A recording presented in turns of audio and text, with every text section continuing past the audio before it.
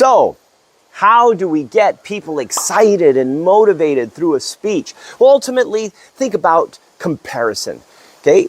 If you listen to a story, if you kind of are put into a situation where you're asked questions related to, have you ever felt this way?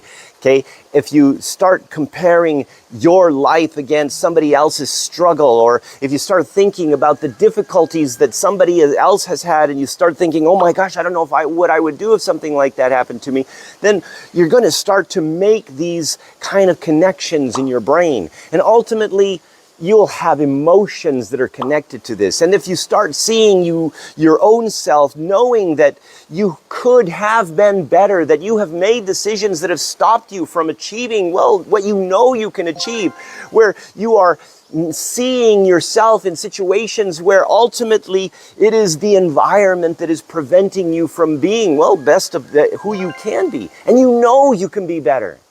Well, that ultimately starts to trigger something. But once that's triggered and you have that motivation, ultimately you still go back to the environment. And the environment is always going to affect the person that you are. So focus on the environment, create an environment that supports you to be the best person that you can. And that motivation will be sustainable.